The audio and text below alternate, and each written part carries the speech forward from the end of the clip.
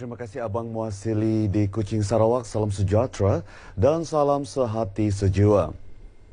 Lebih 90% peminjam Yayasan Usaha Maju YUM, sebuah badan pinjaman mikro di Sabah, membuat pembayaran balik pinjaman mereka.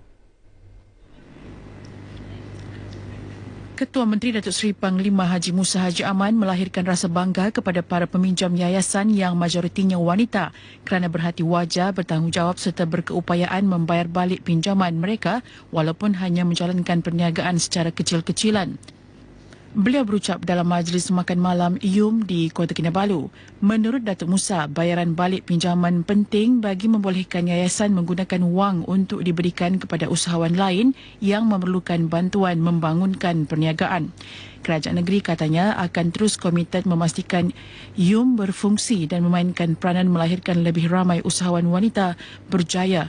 Hasil bimbingan yayasan itu sekaligus membantu rakyat menjana pendapatan. Majlis ini Andulina Angkari dianugerahkan Usahawan Cemerlang 2015 manakala Freddy Arantau dan Abdul Hamid Sani menerima anugerah khas di atas kejayaan mereka mengadaptasikan perkhidmatan kredit mikro berasaskan model Bank Grameen Bangladesh yang disesuaikan dengan keadaan negara ini, khususnya di Sabah. Ibu bapa atau penjaga orang kurang upaya OKU perlu mendaftarkan OKU mereka di bawah Akta OKU 2008 bagi membolehkan mereka memiliki kad OKU. Menteri Pembangunan Masyarakat dan Hal Ehwal Pengguna Datuk Haja Jainab Ahmad Aid menjelaskan dengan memiliki kad berkenaan membolehkan OKU mendapat pelbagai kemudahan disediakan Jabatan Perkhidmatan Kebajikan Am Sabah.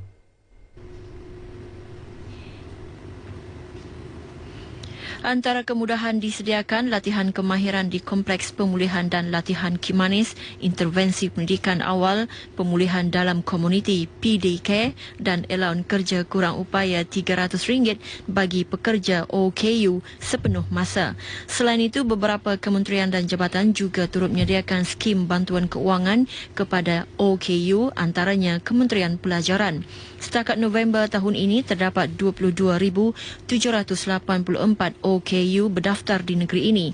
Daripada jumlah itu, 2,051 merupakan OKU pendengaran, 2,193 OKU penglihatan, 169 OKU bertuturan, 9,330 masalah pembelajaran, 6,321 OKU fizikal, 1,434 OKU mental dan 1,286 melibatkan lain-lain kecacatan.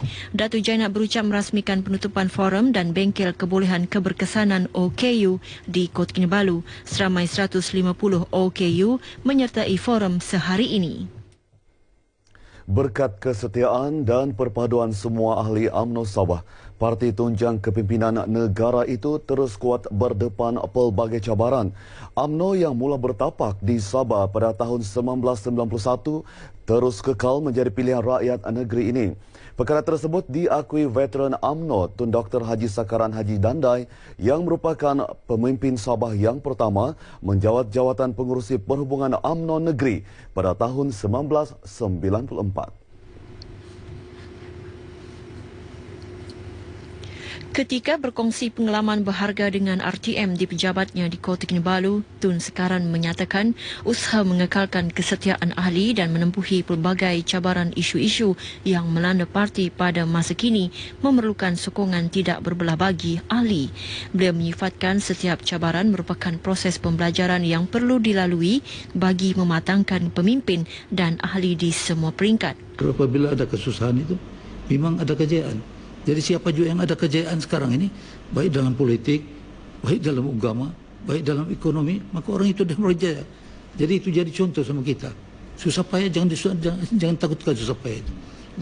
Tun Sekaran yang kini dilantik sebagai Yang di-Pertua Pertubuhan Islam seluruh Sabah Usia turut meletakkan aspek disiplin dan komitmen tinggi ahli UMNO dapat menyumbang kepada penerimaan dan kepercayaan rakyat, seterusnya membolehkan parti keramat itu terus mendapat tempat di hati rakyat.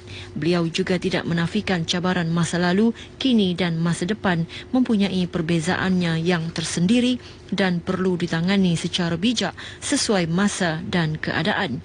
Sehubungan itu, beliau berharap persidangan agung UMNO bermula 8 Disember depan dapat digunakan sebaik mungkin untuk mengekalkan perpaduan dan meningkatkan kesetiaan ahli kepada UMNO. Tun sekarang juga berharap generasi baru dalam parti akan terus membudayakan kematangan ilmu pengetahuan dan berfikiran tinggi serta berkemahiran dalam pelbagai aspek agar mampu menjadi pemimpin pelapis parti pada masa akan datang. Kita harapkan orang-orang muda sekarang ini, dia orang masa depan dia orang lain. Kalau dia orang itu ada semangat, dia orang ada ilmu. Sepatutnya dia orang lebih daripada kita dulu kan. Dia orang lulusan universiti. Orang-orang yang ada profesi dia orang bermacam-macam.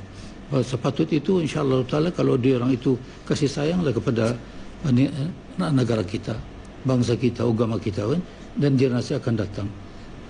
Mudah-mudahan insya-Allah dia orang akan lebih baik. UMNO Sabah yang ditubuhkan sejak tahun 1991 kini mempunyai lebih 546,000 ahli dengan 5,670 cawangan serta 25 bahagian di seluruh negeri. Setakat Februari 2015, 375,667 anggota UMNO merupakan pemilih berdaftar. Sebanyak 6 buah rumah kos rendah di bawah projek perumahan rakyat PPR telah dibina di Pulau Selakan Semporna. Menurut Ahli Parlimen Semporna, Datuk Seri Muhammad Syafi Haji Abdal, pembinaan rumah bernilai RM50 setiap unit itu bagi memastikan rakyat di pulau berkenaan mempunyai tempat tinggal selesa dan teratur. Selain rumah, infrastruktur asas lain seperti bekalan air bersih dan elektrik turut dinaik taraf secara berperingkat.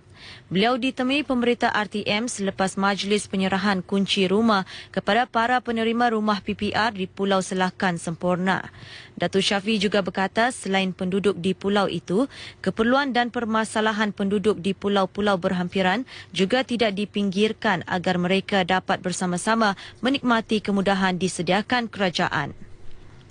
Sekian berita dari Sabah petang ini. Seterusnya kita bersama Margaret Gambang di Angkasa Peri. Silakan.